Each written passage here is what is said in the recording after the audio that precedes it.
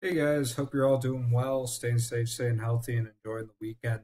Wanted to create this video just to talk a little bit about the upcoming 2022 midterm elections. It's as I've said in these previous videos related to, um, you know, trying to project the 2022 results. It is pure speculation, but it's also kind of fun to do. So, wanted to create this video just to talk a little bit about how a red wave scenario might end up playing out in the event that those conditions are created for 2022.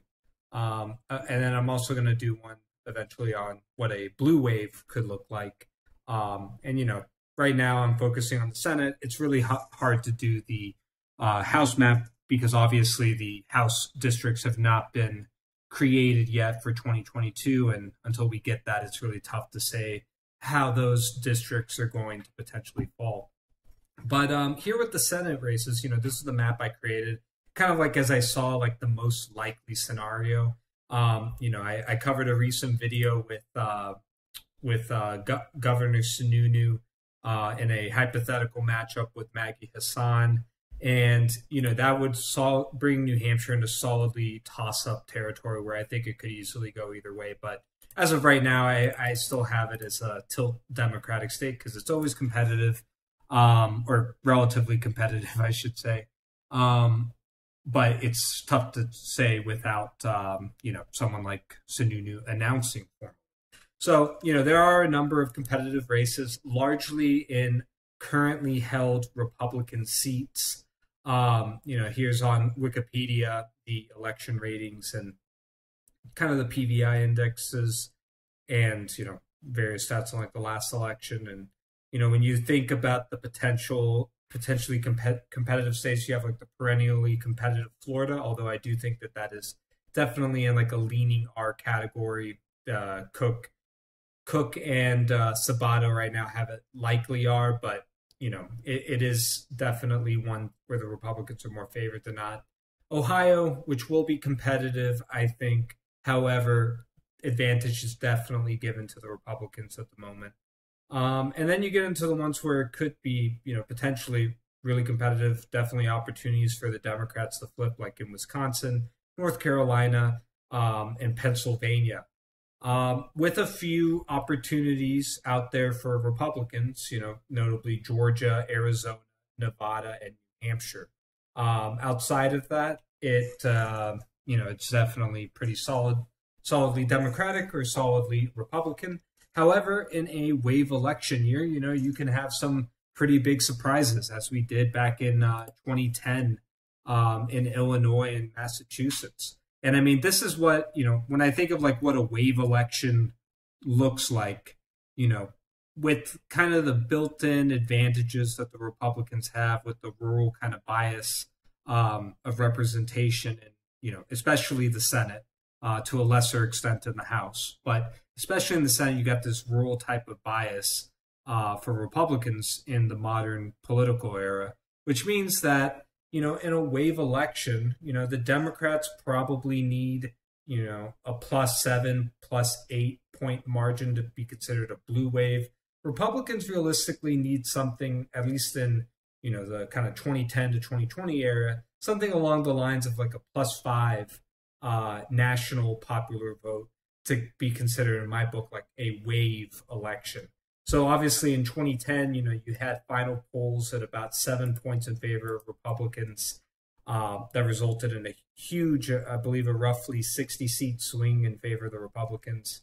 In 2014, you had some, moderate gains from the 2012 losses that they had taken with about a 6-point margin that, resulted in, a very wide advantage for the Republicans in the House. And then on the flip side, in 2018's midterm, you had a 8.4 point margin for the Democrats. Big blue wave resulted in flipping of roughly 40 seats, if I recall correctly. And that's what it took. If it had been like a 6-point or a 5-point swing for the Democrats, I think that this would have been a very competitive, environment, and Republicans may have been able to hang on to the House. of course, as a hypothetical, but that's kind of what we're looking at, like an 8-point swing for the Democrats. Um,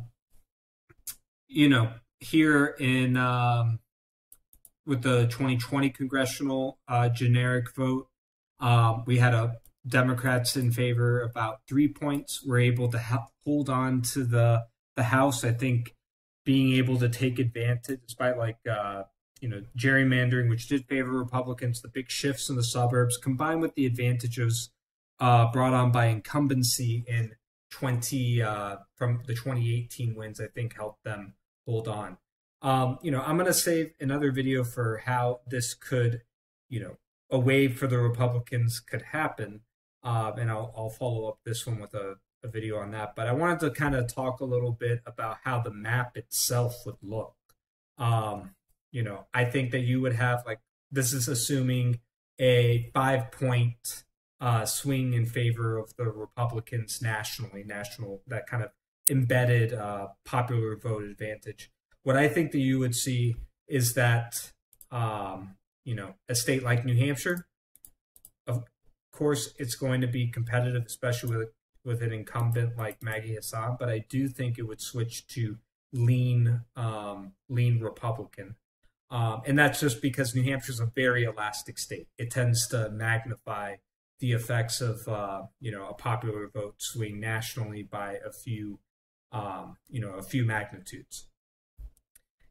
I think that a state like Vermont, if someone like Phil Scott runs, the current very popular governor of Vermont were to run, I think it would move from lean Democrat to tilt Democrat.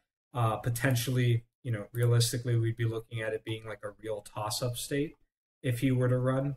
But, for now, just for sake of fairness and speculation, I think that we'll move it as tilt. A state like Georgia, I think, would move back to being a lean R. A state like Florida would move to safe R. North Carolina also would move to, I would say, lean R. It's always very competitive, but, in a wave type of environment, you would shift it away and in favor of the Republicans. I think that Ohio would move from lean R to safe R. A place like Indiana would move to solidly Republican. Wisconsin would move to lean Republican. Iowa to safe. Kansas solid. Arizona and Nevada, I think, will always be competitive, especially right now as we see them. But I do think that this would move it to a tilting R state. And I also think that even states like Oregon and Washington would become leaning Democrats as opposed to solid Democrat. Same with Alaska. I'll move it to solid. And, and also, of course, Pennsylvania, always very competitive. I think it would move to tilting Republican in this scenario. And perhaps even just for sake, for the sake of this video, we'll make it a leaning Republican state. And then, lastly, I think that one of the things that is interesting about waves that, as we saw in 2010, these waves can kind of come out of nowhere.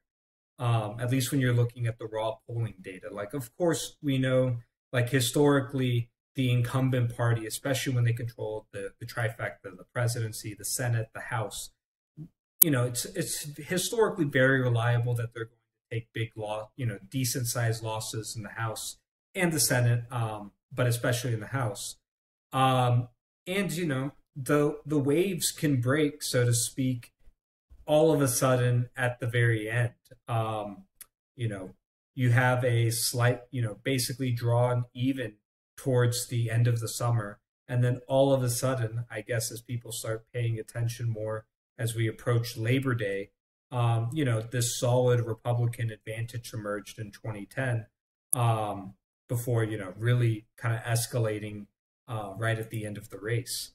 So, it's really tough to predict these sometimes. But, as we saw with, states like Illinois and even Massachusetts flipping to the Republicans, I think that you would even have, states like, I would say, Illinois moved to safe, and Colorado moved to leaning Democrat. Of course, we'd have to wait and see how these things actually broke.